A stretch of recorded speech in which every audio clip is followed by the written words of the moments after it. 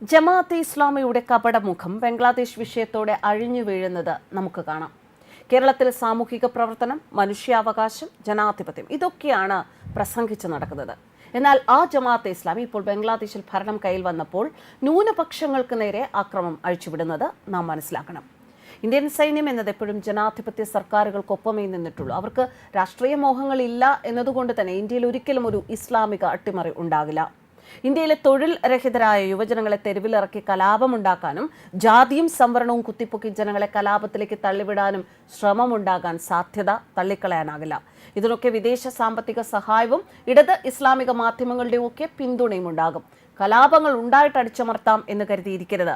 മുൻകൂട്ടി കാണുക, അതിന്റെ പിന്നിലുള്ളവരെ ഉന്മൂലനം ചെയ്യുക. ഇതൊരു മുന്നറിയിപ്പ് കുറിപ്പാണ്.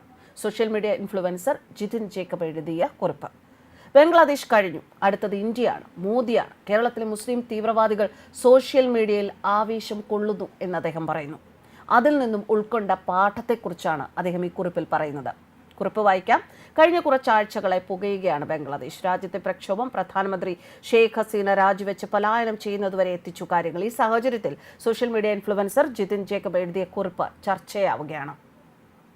ബംഗ്ലാദേശ് ഇന്ത്യക്ക് നൽകുന്ന പാഠം വളരെ വലുതാണ്. 1971 ബംഗ്ലാദേശ് വിമോചന പോരാട്ടത്തിൽ പങ്കെടുത്തവരുടെ കുടുംബാംഗങ്ങൾക്ക് സർക്കാർ ജോലിയിലുണ്ടായിരുന്ന 30% സംവരണം പുനഃസ്ഥാപിക്കണമെന്ന ബംഗ്ലാദേശ് ഹൈക്കോടതി ഉത്തരവ്.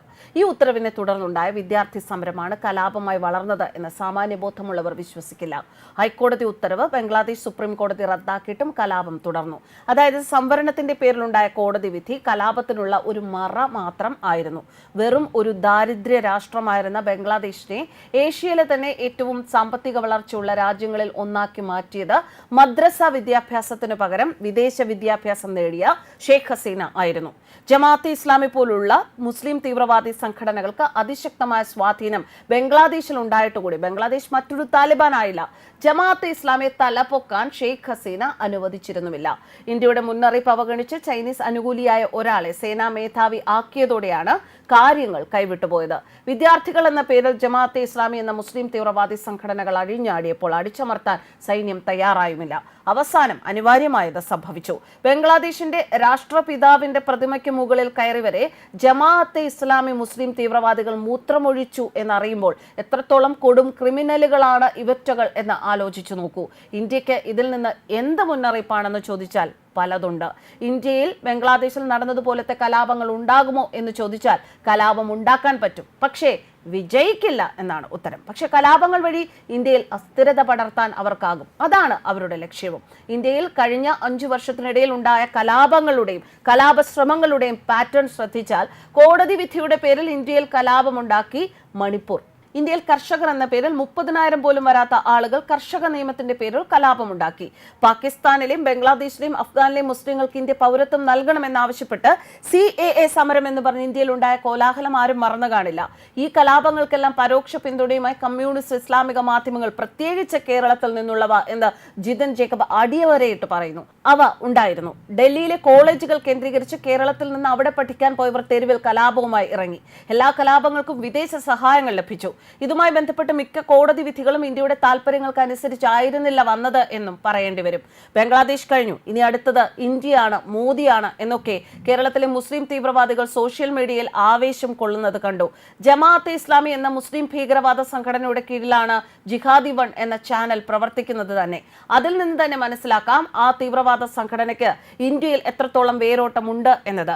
കേന്ദ്ര സർക്കാർ നടപടിയെടുത്തിട്ടും കോടതി വിധിയുടെ പിൻബലത്തിൽ ഇപ്പോഴും ആ തീവ്രവാദ ചാനൽ പ്രവർത്തിക്കുന്നു. അതായത് ഇന്ത്യയിലെ കോടതികളെ വരെ അവർക്ക് സ്വാധീനിക്കാൻ കഴിയുന്നു എന്ന് വേണം സംശയിക്കാൻ.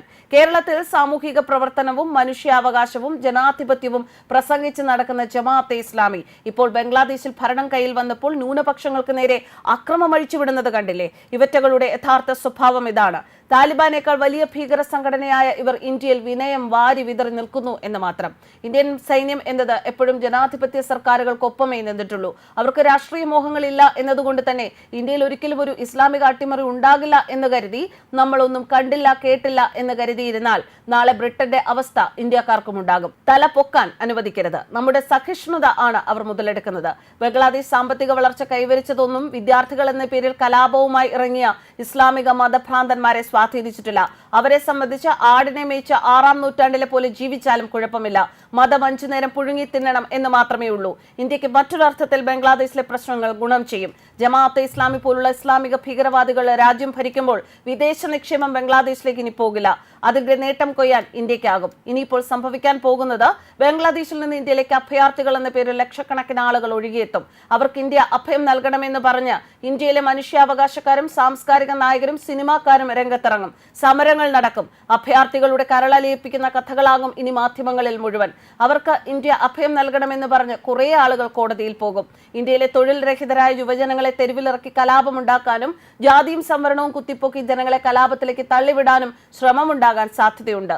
ഇതിനൊക്കെ വിദേശ സാമ്പത്തിക സഹായവും ഇടത് ഇസ്ലാമിക മാധ്യമങ്ങളുടെയും ഒക്കെ പിന്തുണയും ഉണ്ടാകും. കലാപങ്ങൾ ഉണ്ടായിട്ട് അടിച്ചമർത്താമെന്ന് കരുതിയിരിക്കരുത്. മുൻകൂട്ടി കാണുക. അതിന്റെ പിന്നിലുള്ളവരെ ഉന്മൂലനം ചെയ്യുക തന്നെ വേണം. സാമ്പത്തികമായി മുന്നോട്ട് കുതിക്കുന്ന ഇന്ത്യയുടെ വളർച്ചയെ തടസ്സപ്പെടുത്താൻ ചെറിയ കലാപങ്ങൾ തന്നെ ധാരാളം. ചൈനയിൽ നിന്ന് ഫണ്ട് വാങ്ങി ഇന്ത്യ വിരുദ്ധ വാർത്തകൾ കൊടുത്ത കമ്മ്യൂണിസ്റ്റ് ഓൺലൈൻ പോർട്ടൽ ഉടമയെ അറസ്റ്റ് ചെയ്ത് കോടതിയിൽ ഹാജരാക്കിയതുപോലുള്ള വിഡ്ഢിത്തങ്ങൾ ഇന്ത്യൻ ഭരണകൂടം ഇനിയെങ്കിലും ആവർത്തിക്കരുത്. അതല്ല ഇതിനുള്ള പരിഹാരം. ന്യൂസ് ഡെസ്ക് കർമ്മ ന്യൂസ്.